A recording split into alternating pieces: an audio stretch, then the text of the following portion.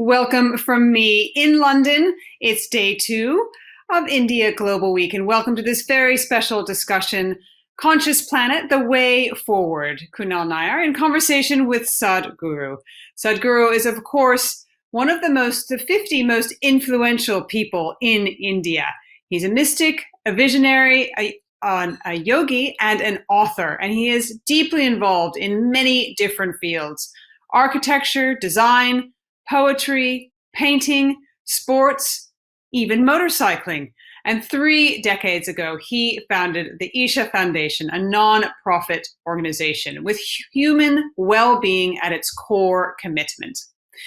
And we do need a lot of well-being at the moment. These past 100 days, or maybe more, I've definitely lost track, have been spiritually, mentally, and physically tough for many of us.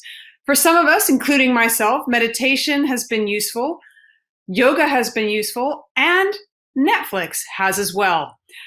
And if you've spent time in Netflix, you may well have encountered the host for the conversation today. Kunal Nayyar is best known, and certainly in my family, for his work as Raj on television's #1 comedy, Big Bang Theory.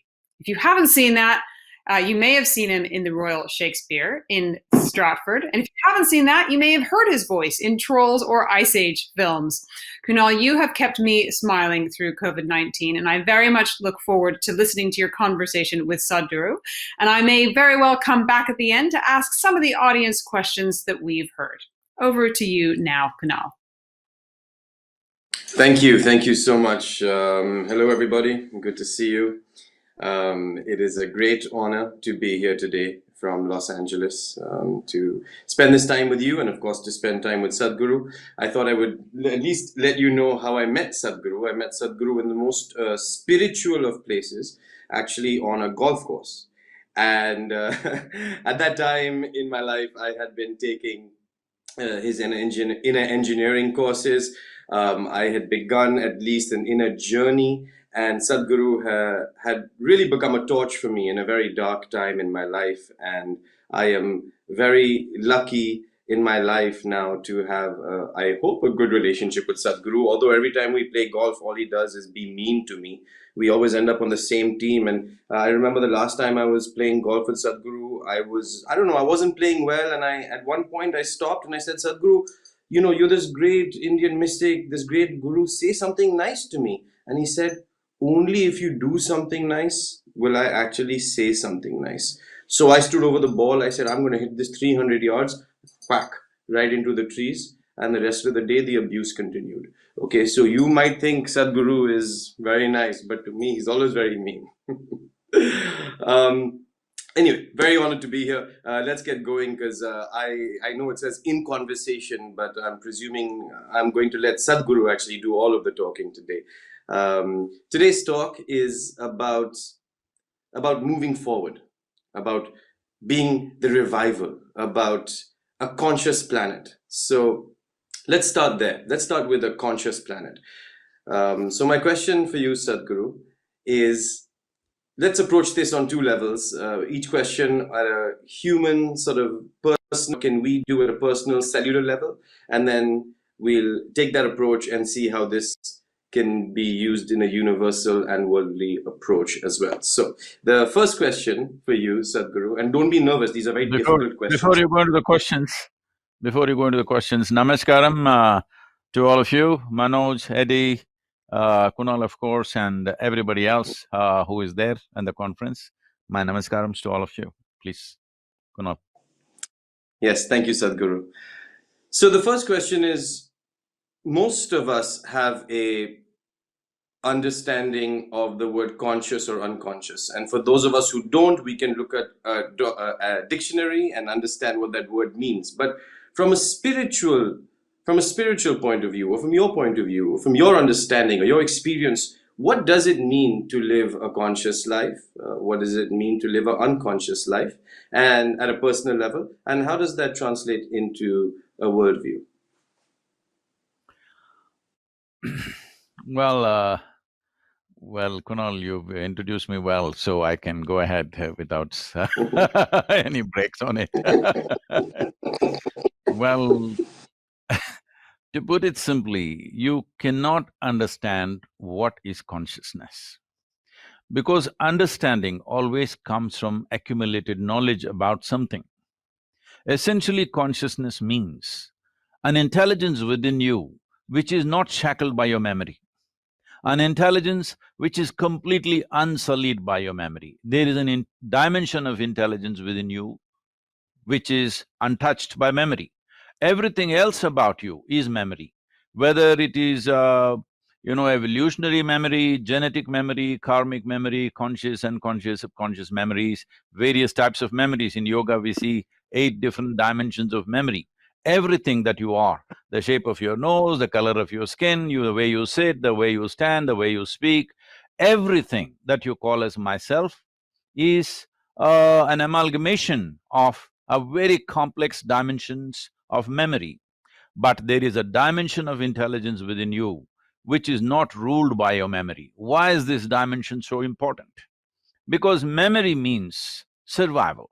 Memory means a boundary. What is within my memory is familiar to me. What is outside of my boundary is strange, or well, you're in California, it's weird, all right? Anything that's not in your anything that's not in your memory is bound to be weird. So, what is in my memory is my friend, what is not in my memory, who is not in my memory is a stranger. This is the basis of your experience. So, there is a dimension of intelligence within you which is unsullied by memory. Only when you touch this dimension do you know what it means by saying limitless or boundless in terms of experience, because every other experience is encapsulated within the shackles of your memory. As useful as it is, the memory, it is also a prison. It is our survival, it is also a self-imprisonment.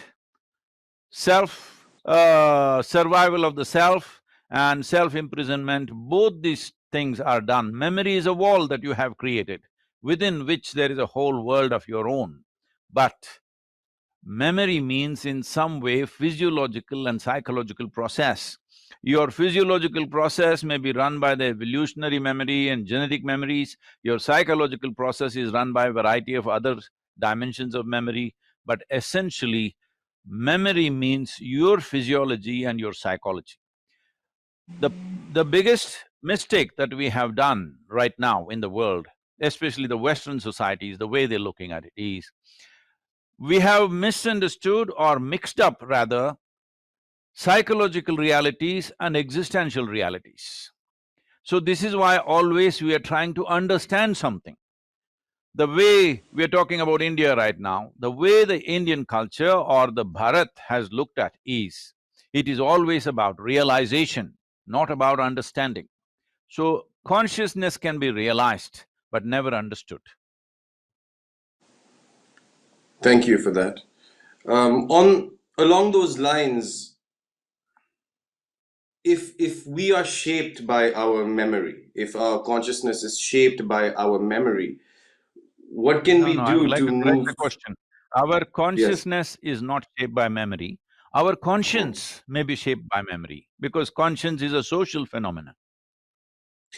If our memory is our prison, what can we do to get out of jail then? Before we call it a prison, we must also understand, today the way you are, your memory is also your possibility. Everything Hmm. that you're doing is from your memory. A whole lot of your memory may not be conscious memory, but see, the English word conscious is used in many different ways, so there could be confusions about that. We are talking in terms of physiologically being conscious or unconscious, psychologically being conscious or unconscious. Consciousness, we'll keep the word consciousness little away for the sake of understanding. Being conscious and conscious is a different aspect. Hmm. So, everything that you are, from the shape of your body, from the color of your skin, the way you understand life, the way you perceive life, everything is ruled by your memory. So it is also your possibility. At the same time, it is a limitation. You will realize the limitation of your memory only when a longing to grow beyond these limitations arises within you. See, every human being has a longing to be something more than what they are right now. But that something more is a very incremental piece. So this is why we need to fast forward our life and see right now. Little desires that you have, when you were a 8-year-old boy, maybe your greatest desire was a bicycle or something like that. Then it went on expanding. So this desiring process is a longing to expand within a human being. This longing to expand, we are going in an incremental way, by installments. Right now, sit here, everything that you have desire for, let's say it's right now come true, what's next? You will desire something else, something else, something else. Just do all this right now in the next 5 minutes. Everything else that you could possibly desire till the end of your life. If all of it is done right now, what is next? Then you will see you still want to expand in an unknowing way. You still want to be something more than who you are.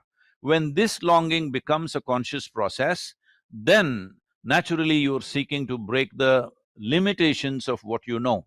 This is why in yoga, the yogic culture always saw that knowledge is a limitation. We never identify with our knowledge. We always identified with our ignorance.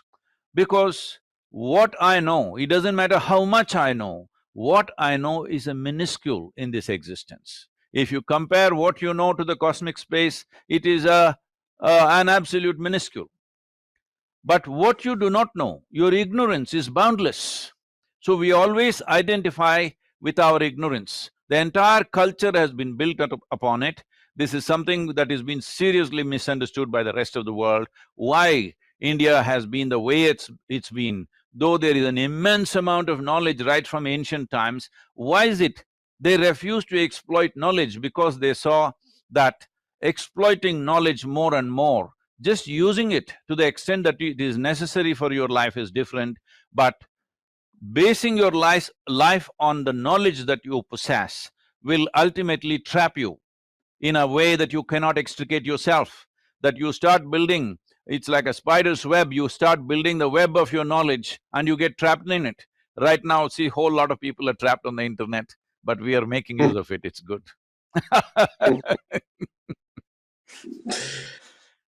So what role does knowledge play? What role does intellect play in moving forward, in shaping a planet that we want to inhabit for a long time? What role can those things that all of us use on a daily basis that we know, how can we use those things to our advantage and not be entrapped by them? Uh, I don't know whether you use this consciously or not, but you use two words in this question which are very significant: intellect and knowledge. Because your intellect is absolutely useless if you do not have a bank of memory, which is knowledge. If you do not have any memory, if I wipe out all your memory, you will find your intellect is useless. So today we have this experience, like today you buy a new computer, maybe the best in the world, but it still doesn't have any memory in it. Well, it's just useless. So this is the nature of your intellect. Without memory, it cannot function. So right now, we are misunderstanding intellect as a means to explore new dimensions. No, you are only recycling old dimensions, endlessly recycling old dimensions, coming up with permutations and combinations and believing that you are entering new dimensions. Well, we could take examples and go into it, but it'll take time. But anyway, everything that is already there in your experience, in some way, you are trying to explore and think you have done something fantastic. I am not saying it's not fantastic, it has brought many possibilities into our lives. Knowledge is useful as a survival tool. Intellect is useful as a survival tool. When we say survival, maybe if we were, whatever number of years ago, we were cavemen. You are beginning to look like one, I've always been one, Yes. all right? I learned from the best. I learned from the best. No, the beard grows naturally on a man, but somehow it's become weird these days. Because if someday it may so happen, nose will be weird and everybody will remove their nose because, today the virus is there. Mask is not weird anymore, mask is normal, Yeah, all right? It's a new yeah, normal. So what is Depends where our… you are. Today, wherever you are, mask is normal. You don't have to be a bank robber for that. So, this intellect cannot function without knowledge. That means what can it do? It can recycle the data that you already have in various permutations and combinations, but it cannot come up with anything new because its root is in its knowledge. So, what is the use of knowledge? Knowledge could enhance our physiological and psychological existence. But how much will you enhance it, I'm asking? Mm, Physiologically, if your food is taken care of, your health is taken care of, its basic needs are taken care of the body, it's a done thing. There is nothing more you can do. But today you see a weird world trying to do all kinds of things to stretch physical experiences. mm, Why there is such a overflow of alcohol, drugs, sexuality is simply because people are trying to stretch the physiological boundary. You must understand the essence of physicality in the world is a defined boundary. Without a defined boundary, there is no physical nature. Now you're trying to breach, in your longing to expand, you're trying to breach the physical boundaries of your existence. Well, it's a wrong way to do. This is why they're telling me 30% of the people are obese on the planet, because they're trying to stretch their physical boundaries, either absolutely physically or in terms of experiences. A whole world is moving in this direction. Somehow, they want to stretch their experiential dimension. Right now, because their whole experience is limited to physiological and psychological experiences, they're trying to stretch that. You think you're stretching it, all you're doing is memory. You cannot do anything else with these two dimensions. So, when you realize the limits of your physiological and psychological existence, that is when you will seek something beyond, which right now the English word is not really competent to describe, but the word consciousness mm. means a dimension beyond this. In the yogic culture, we call this chitta. An intelligence beyond memory is called chitta.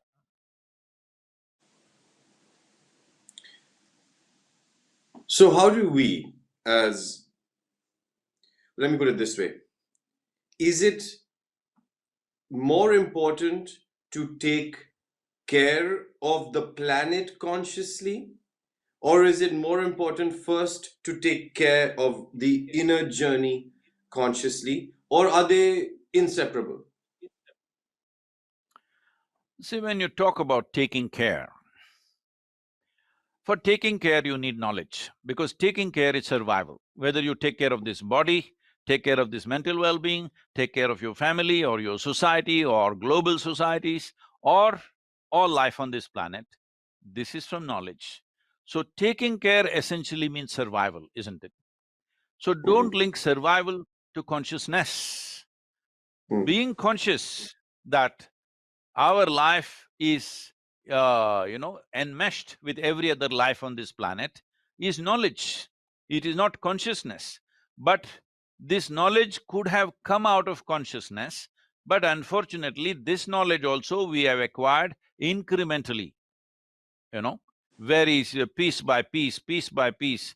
Through scientific knowledge, we pieced all this together, and now we're talking about environmental science. But this is something that you could realize from your limitless sense of experience, because your experience transcended the limitations of your own genetic and evolutionary memory, and you know the way the world is made. In the sense, in yoga, we are always saying anda pindanda. What this means is, the way an atom is made, that's the way the entire cosmos is made. So individual life, if you realize the nature of this life, in a certain way, you have realized the nature of the whole cosmos. This is the basis mm. of yogic science, that if you know the very essential nature of what this is, you know in reflection what everything else is. So, how do we have to take care of this planet consciously? Definitely, we have to take care of this body consciously, we have to take care of the planet also consciously, because your body is just a piece of this planet. If the planet is not healthy, your body is not going to be healthy, is a simple realization, but we have gone around 200 years of science to come to this, and still we are not able to convince everybody on the planet, all right? Because there is no such inner experience, there is no realization of what am I made of, so it is just going on. And to convince somebody that the health of the planet is directly related to your own health and your life, just see how much it is taking. This is simply because you're trying to bring consciousness with bits and pieces of knowledge. Hmm. Speaking about unhealthiness, since we're on the topic, given COVID and given the times of disease, let's say this time is a time where we are obviously afraid of the disease, we are afraid of contracting the virus, the planet may be in one way healing, but humans in one way are suffering. So the dichotomy between those two, can you speak about that and speak about the times and health during these times, both mental and physical? So as you said, the dichotomy between the two, which means essentially we've gone away from the life process, how life Hmm. happens upon this planet. We've moved away. Our… as I said earlier, we have mixed up our psychological and social existence with the existential realities of life. Existentially, our life is not separate from the life even of the virus, I'm saying, because Hmm. there are more microorganisms in this body than the number of human cells that we have, actually, many more. So, our life is not different from the life of the virus. But right now, the virus lives so vigorously that in our body, it is becoming virulent in some sense. So, having said that, why have we moved away? Simply because we have taken our individual experience rather too seriously. We must understand that as you sit here, you're breathing. That means you cannot exist without the atmosphere. To sit here of this size and shape, you have eaten plenty in your life because it's just the soil which has become food and food which is sitting here as you and me. And the food that you eat, the water that you drink, the planet that you walk upon, the air that you breathe are not separate, it's all one existence. But it is the magnanimity of creation that for a tiny speck of a life like us, when I say a tiny speck, people think, what is he saying? Well, in the cosmic experience, if you look at the cosmic space, this solar system itself is a tiny, tiny speck. In that tiny speck of a solar system, planet Earth is a microspeck. In that microspeck, Los Angeles is a super microspeck. In that, you are a big man. This is a serious problem. Hmm. This is a I problem human being… It's okay. You said it's okay, you're used to abuse, you told me so. I'm used to your meanness. It's okay. I'm used to it. I can So handle this is the… it. this is the essential human problem, that they have taken their individual nature rather too seriously. We must understand, for a speck of a life that we are given an individual experience, is not that something we earned. It is the magnanimity of creation that it's been given to us. But people are taking their individuality so strongly, now they're thinking, why this virus, why this bacteria? Arre, you and me exist because of virus and bacteria. Why is it Hmm. going wrong in my body? That's what we need to see. Why is it? It is not my friend. Why is it working against me? Why is it that I've brought something which is not my friend into my system? This is something Hmm. we need to look at it, but right now we are saying how to kill all the virus on the planet. If we kill all the microbes on the planet, that's the end of life on this planet. I want to go back to something you said that is so beautiful, which is we are so we take our individuality very seriously, and but that's also because that's all we know. If you sit and you say to me, you can sit here and you can be the cosmos. I, through my experience of meditation and silence, may be able to experience that. But I feel people, it's very intimidating, I think almost scary for people to give up that individuality, because maybe for years and years and generations, that's all we've known as our individuality. I think that it feels intimidating for someone to realize that they are actually part of the cosmos, or that all is one, or that they are one with all. I think that it's a beautiful it's a beautiful experience, but I think what scares people is that either they'll say it's just a concept, it doesn't make sense, or if I am to believe that, then how am I, what happens to me? And I think this is, I would love to hear for someone who is almost slightly scared to jump into the ocean of all of this, what you would say to someone like that. Where does that initial fear come from? Well, uh, see, we kind of going back to this. I clearly said, you cannot approach limitless consciousness with limited knowledge. Hmm. Again, you're attempting that. Don't do that. Yeah. There is no need for every human being to think, how do I become cosmos and all this nonsense. It's not Hmm. necessary. First of all, you said, if I do believe that, you should not believe a damn thing. You Hmm. understand? You do not believe anything or disbelieve anything. That is when you have identified with your ignorance. Identifying with your ignorance means you clearly understand what you know is a minuscule, what you do not know is a boundless possibility. So if you have Hmm. identified with what you do not know, in a constant mode of seeking, if you are in a Hmm. constant mode of seeking, or the basic qualification to be a seeker is you have life not. Unfortunately, without knowing anything, you will have confidence. So people have chosen confidence against clarity in their life. Biggest mistake.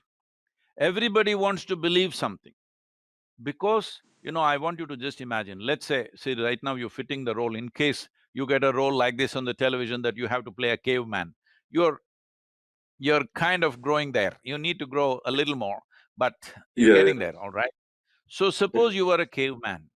Without protection, you're just living outside.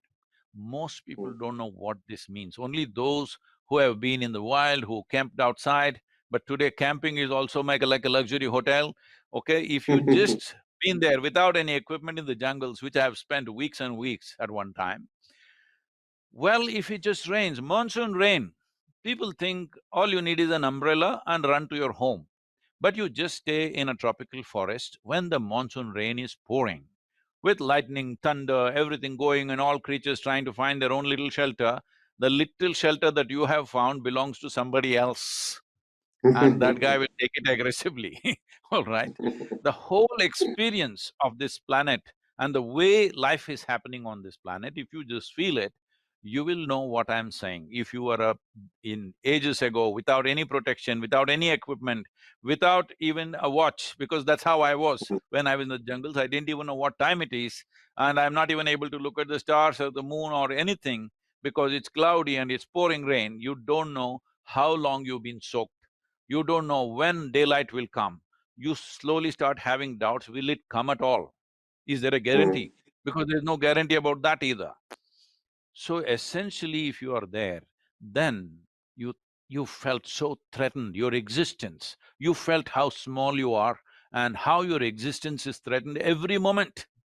People are thinking their existence is threatened only because of this virus. No, your existence is threatened every moment, all right?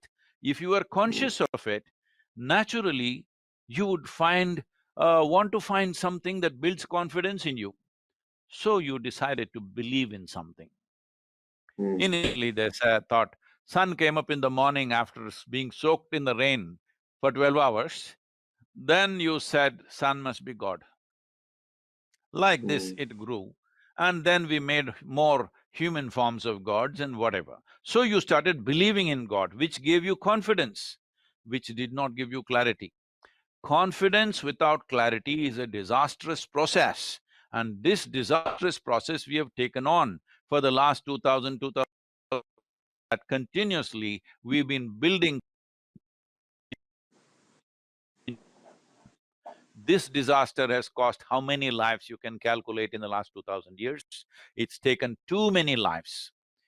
This is the significance of India, that this was not a culture of belief, this was a culture of seekers.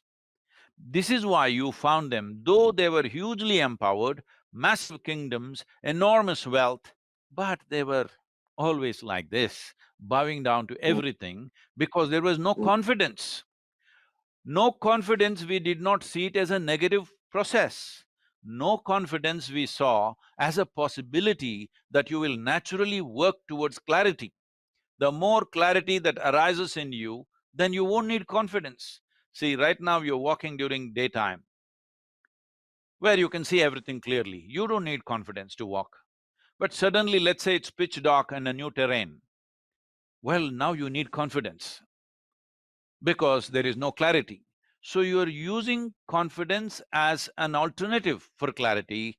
This is a disaster because when you have no clarity, one most important thing is at least you must have hesitation. Right now, for example, you mentioned the virus right now. See, we've been driving our economic engine in a certain way. Engine has been roaring, every human being, every one of us, without exception, have been pushing the throttle as much as we can.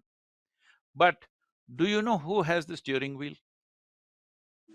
When the mm, engine roars, the most important thing is somebody has a steady hand on the steering wheel. This is very important when the engine roars. Engine has been roaring. Do you know who is holding the steering wheel? mm, Is anybody at all has a hand on the steering wheel?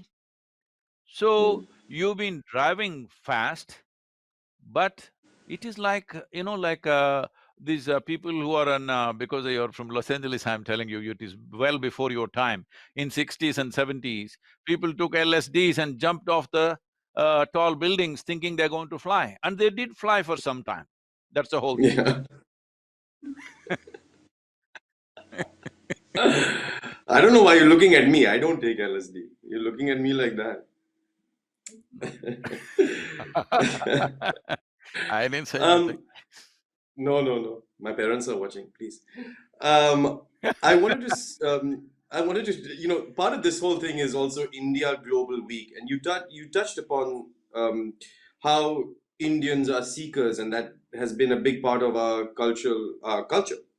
But what is it that India has done for the world, and how do you see us? What role do you see us playing moving forward in the global spectrum of everything?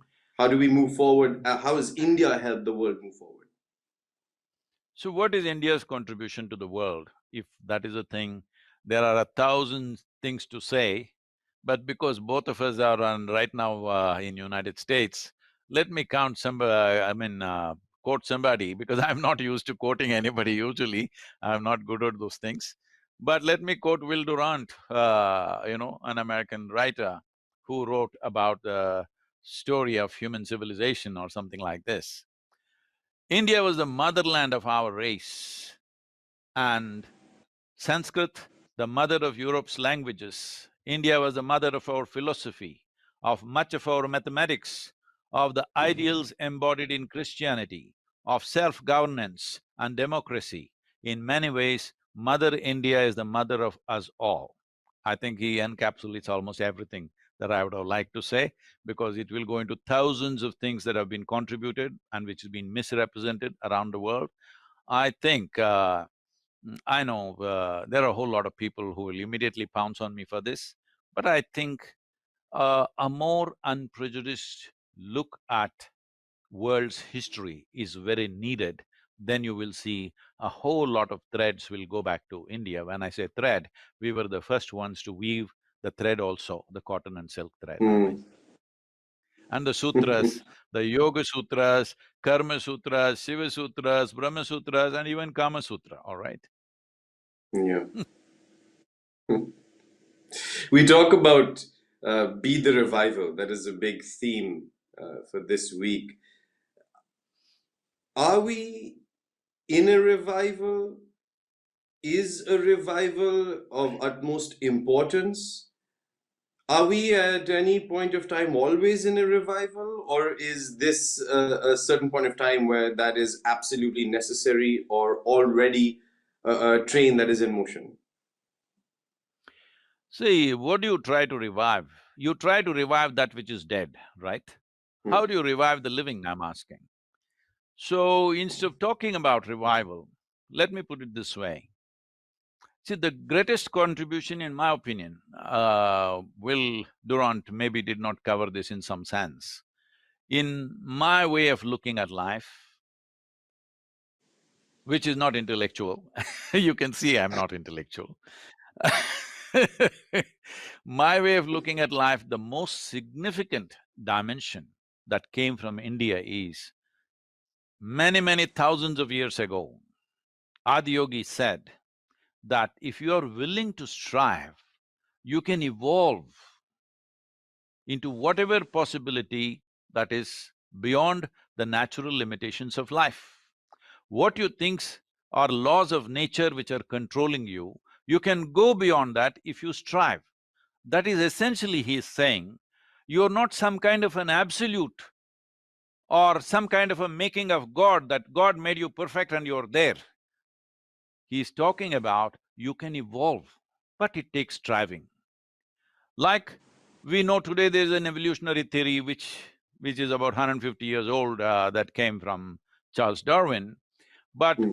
many thousand years ago, over 12, 15,000 years ago, Adiyogi spoke about evolutionary process on the planet in a different context. And then he said, as a human being, you can evolve, but you can only evolve consciously. Because unconscious evolution of bringing you to this point of evolution is over. Now from here on, your evolution can only be conscious. But now, if you want to evolve consciously, one important thing, whatever you're calling as yoga, for example, because the entire Indian culture is fundamentally rooted in the yogic culture. When we say yogic culture, let us not think of just twisting and turning as it's happening in the world right now. When we say yoga, we're talking about union. When we say union, in your experience, your sense of your individual and the universal has merged. You have become one with the existence. From that context, everything has to happen, that is what it means. First you establish in yoga, then you act. This is the thing that is going on in India, yogastha kur karmani, always people are talking about it. Without knowing, they think if you twist and turn, you're in yoga. No, that is just a physiological to prepare the body so that it's in some sense of comfort and well-being. But the important thing is, you have a sense of union. As we already went through, your barriers are only of memory. What is Hmm. yours, what is not yours, what is you, what is not you, all this is rooted in the accumulated memory that you have. So to transcend this is yoga. To transcend the limitations of what you think is me right now is yoga. Now, we are trying to transcend this intellectually, but this whole yogic process essentially means you are absolute maker of your destiny. This is the only culture on the planet which gave you this idea that your life is your karma. That means your life is your doing. The karma, the word karma means act or action. So your life is entirely your making. So this is not… this is a godless culture, I want you to understand. People, Indians will have a little bit of a shock, but they need to go through this because they need to understand you have evolved in a culture which does not believe that you are an absolute stamped by somebody from up there.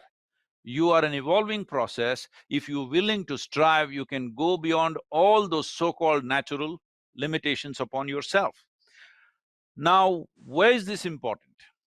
This is important because Adi Yogi might have said it 15,000 years ago and might have given mechanisms and methods to evolve yourself beyond that, but the world was never really ready for it. Human beings were never really ready for it because they did not have the necessary intellect to understand, first of all, what he's talking.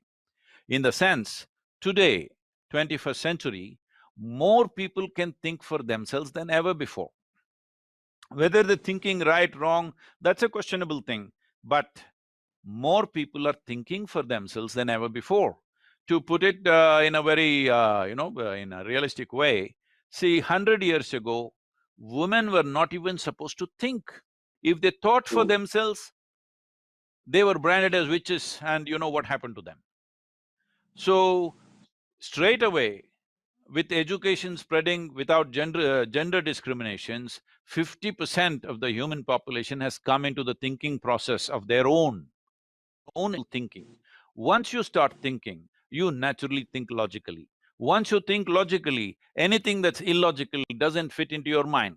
Right now, we are in a cusp of a generation, we are struggling between these two, belief and seeking. Your intellect wants to know, it is seeking, but your memory is soaked in belief. So this is a Mm. generation which is right now struggling with this. So as quickly as, because it is essential that we evolve consciously, in this generation, we must raise questions about the fundamentals of everything that we have believed till now. Right now, when I say everything that we have believed, this is something I'm seeing, which was which is a kind of a retrograde in my experience. I was just watching, like you're in Los Angeles, probably if I say football, you will think of that thing which doesn't look like a ball, which they throw, Yeah, because yeah. our idea of a ball is round. So we call it football or soccer now. I was just looking at the history of this game. I saw when people like Pele was playing, George Best was playing, Cruyff was playing, whenever they struck a goal, they just jumped around, they shook hands with each other, or just leapt up or did a somersault, that was it. But now I'm seeing in recent times, whenever they score a goal, they will do, God, you scored the goal. I thought Yeah.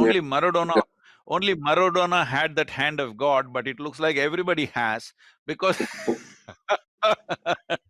everybody is looking up and praising God. Even in India, when they score a century, they're saying, you scored the century. Yeah. Now this is a backward step, I'm saying, Mm. because this is important. In this generation, we ask questions. Questions means like this, now you're pointing up.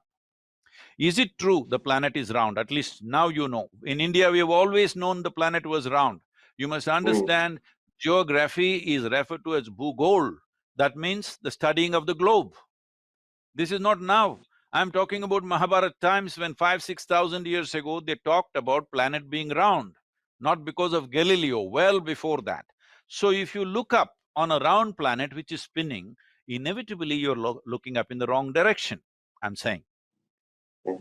So Mhm. when you're talking about intellect, this is what intellect should do.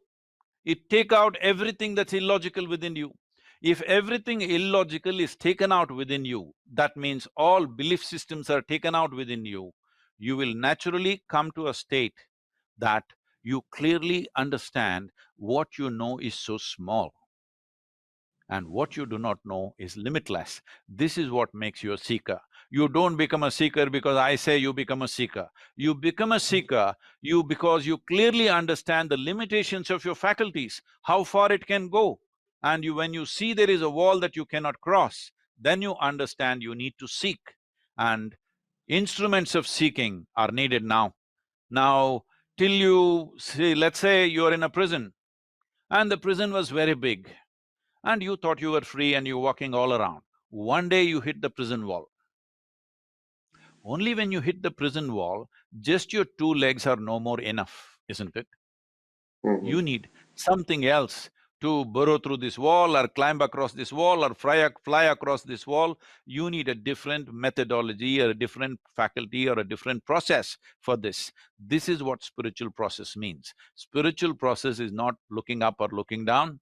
The word spirituality has become one of the most corrupted words on the planet, but essentially spiritual means you hit the limitations of your physical and psychological structures. So now you're looking for something beyond. Now, something beyond does not mean you score a goal and say this. You're saying that because you think somebody up there is doing it, that means you're a goal scorer by chance. So if you live by chance, anxiety is normal. If you live Mm. accidentally, anxiety is normal, isn't it? Mm. So right now, that is what everybody is saying. Anxiety is normal, you have to treat yourself, you have to do this. No. Anxiety is not normal. Anxiety has come to you because you have assumed things that you do not know. You have used confidence as a bridge, not your clarity. If there was clarity, there would be no anxiety, because confidence is an empty shell. You're always anxious. But logic, I think that is the confusion. I think that's what we get mixed up. What we think is logical makes sense to us. Like if you say the earth is round, the only way it makes sense to me is if I see a photograph of it. This is my logic. This is what logic does to us. No, So, it's not your logic which got you there, let me tell you. See, if you and me were just walking on this planet, we would be still mhm, arguing whether it's flat or round. But this mhm, issue was settled when man began to fly. When he went up and looked down, clearly it was like that. Then we went up and stood on the moon and looked down, absolutely clear, it is round.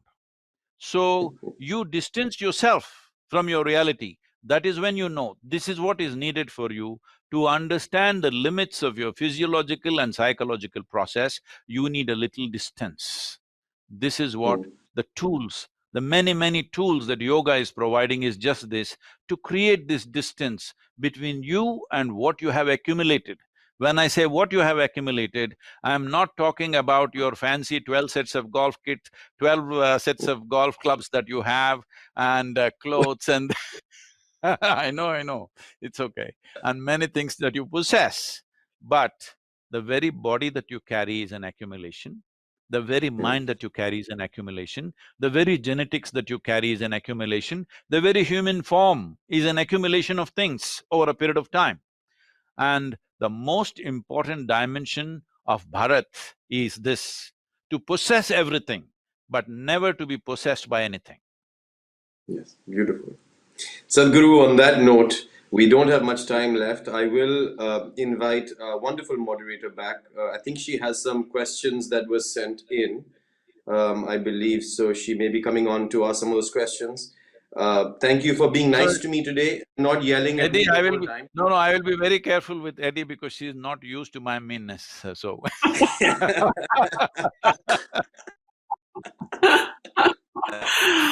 Well, I have to be very careful with my words. I can see that from your conversation so far. So I have some questions that have come through from the audience. Here is one that's come through from Rohan from India. He's asking, what are some simple steps that humans should take in their daily lives towards a more conscious planet or towards becoming a seeker? uh, well, is this question coming from United States? Because, From India. oh, India is the new West, let me tell you this. The urban India is the urban India is further west from Los Angeles. So, this takeaway culture, okay, you said all this, but what is the takeaway? Tell me three things that I can do. No, there's only one thing that you have to do. No, three things, I'll make it much simpler for you. Only one thing that you have to do is, don't approach your life incrementally. Take 3 days off and everything that you want in your life. Today, if you don't have… if you're in the university, you want to pass this examination, passed. Then what? You need a job, got it. Then what? You need promotion, you got it. Then what? You want $1 million, you got it. Then what? Then you want this car, that house, this wife, that kind, this, everything, everything. Got it right now. Then what? Just look at this one thing, you will become a seeker. Mm. Very beautiful. Interesting.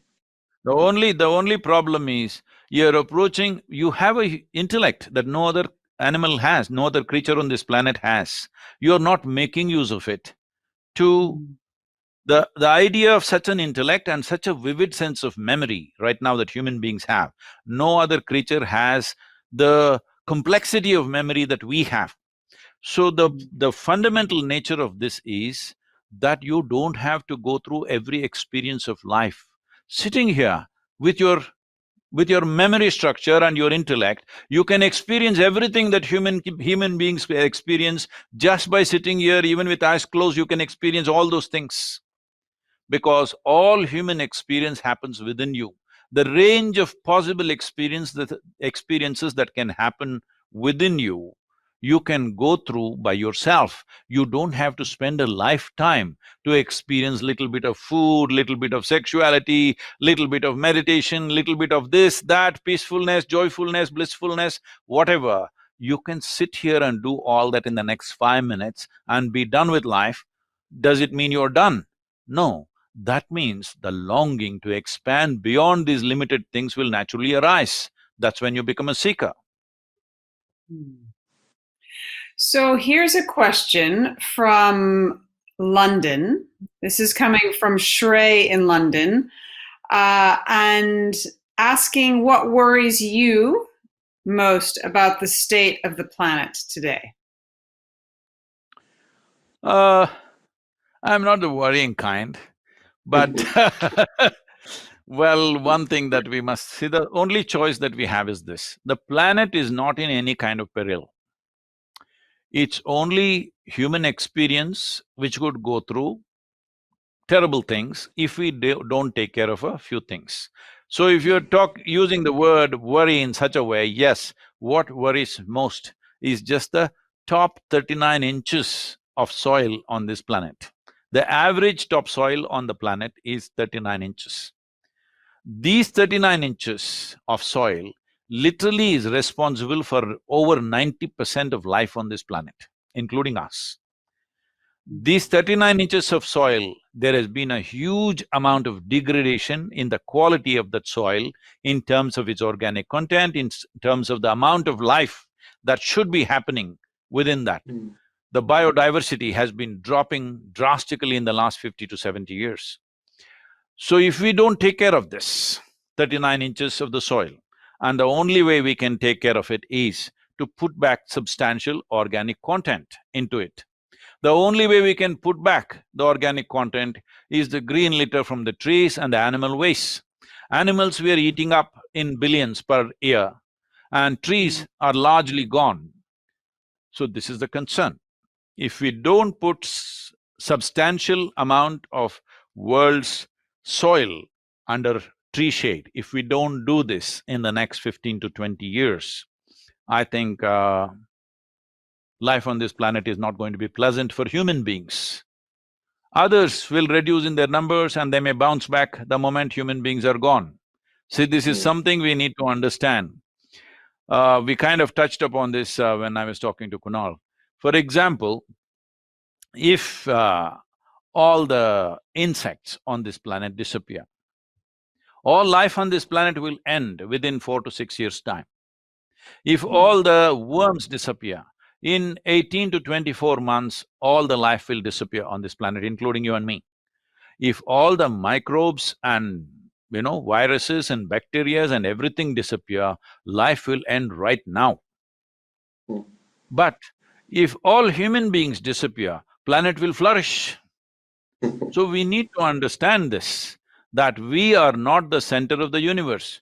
This is one of the most disastrous ideas that has entered human mind, is that in terms of religions and philosophies, people started propagating that every other life here is here to serve human beings. Human being is a centerpiece. Human being is made in God's own image and he is the center and all life is supposed to serve him. You do one thing, you go to a colony of ants and ask them, do you want to serve human beings? They will come up your legs and they teach you a lesson, all right? They will tell you that they have a complete life of their own. Every creature has a complete life of its own. They are not here to serve us, but their very nature of existence is serving our existence. We must be grateful and respectful and caring about them because we have a capability to create and destroy. Right now, we are largely exercising our capability to destroy, not exercising our ability to create. Thank you. So I think time is up. I might ask you one question of my own to finish, which is that there's a lot of discussion about this word resilience.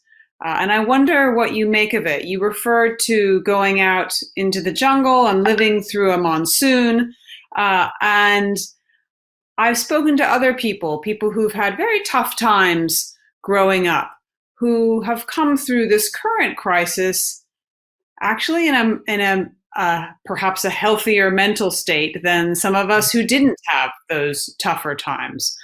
So I wonder if there's any lesson there or anything that you would add to that. When I was in the No, jungle, so you're asking Sadhguru. Sorry, Sadhguru. I'm sorry, please. Yeah, you want to say something? I Say was it, joking. Kunal. I've never been in the jungle. That was a joke. No, you meant the Jungle Book, I understand. Yeah, exactly. That's literally what it is. Yeah, literally movie. Yeah, go ahead. Well, me going through the monsoons in tropical forests were not tough times, they were the best times of my life. I never saw it as tough time, nor do I look back on it as tough time. I described it the way I described because most people don't have an experience of the planet. Their whole experience is always of 65 degrees Fahrenheit. Their air conditioners are set like that, and that's all they know on the four walls in which they're living. By doing this, both physiologically and psychologically, you're becoming fragile. So, one who is living on this planet, experiencing this planet, is not naturally far more resilient, but I don't like to use that word resilient. He's a lot more natural, he's more life. This is why I said, unfortunately, most human beings are given to misunderstand their social and psychological setup as existential realities. Rain, sun, flood, river, ocean, this is all the world. Your ideas of what is this, what is that is all psychological. Every day it can change. You can go through 10 scapes of your psychological phases right now if you're willing, but most people are stuck to one scape. But if you're willing, 10 different… What happened when you were 12 years of age? What was your idea of the world and what was most important to you? What happened when you were 18? What happened when you're 30, 40, 50, 60? If you look at it, you took 60 years to get through this, but if you are willing, you have enough intelligence. I'm saying every human being, not any special human being. Every human being has the necessary intellectual infrastructure to go through all of it within 5 minutes, if he's willing. If he or she is willing, within 5 minutes you can go through the 60 years of experience and evolve quickly. This is what evolving consciously meant. So what you need is not resilience. The word resilience gives you a feeling that you're holding on to something really hard. I'm not holding on to anything really hard. It is just that you have understood and you have experienced that your existence is not independent. It is in relation to everything else. See, the way we launched some of the major massive movements that we launched in India is simply like this. We launched what is called as Rally for Rivers, one Project Green Hands, now Conscious Planet. The basis how I brought this about in people's experience is this. I saw there was not enough green cover in the southern states where we were. So it was 16%. I said our aspiration is 33%, how to get it there? So initially I tried to talk about, see, we need to plant trees, nobody had any attention. Then I made them sit in hot sun at 11 o'clock in the morning. In southern India, it'll get you. So then I moved them under the tree shade and everybody, like that. Then I told them I set up a certain process which is still going on. I said, just breathe and see. What you exhale, the tree is inhaling. What the tree is exhaling, you are inhaling. There is a certain way to make it a living experience within you. Once they sat there and experienced this, they realized one half of their lung is hanging out there. And they're planting trees and planting trees, you can't stop them now. Because they know it's their lungs. It's a really beautiful place to stop. I wish we could continue, but Sadhguru and Kunal, Nayyar, it's been such a pleasure having you on the Be the Revival, the India Global Week. I've been Edie Lush, and I hope very much to come into contact with you guys again. Thank you. Thank you Namaskaram, very and much. my best wishes for the India week that's happening. Manoj and others who are putting this together. The most important aspect of India is this: an absolute experience of inclusiveness and an immense experience of life is what we call as Bharat or yoga.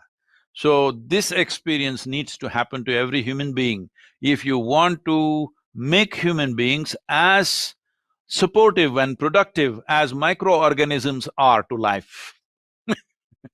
Good time to look at it at the time of virus, you know.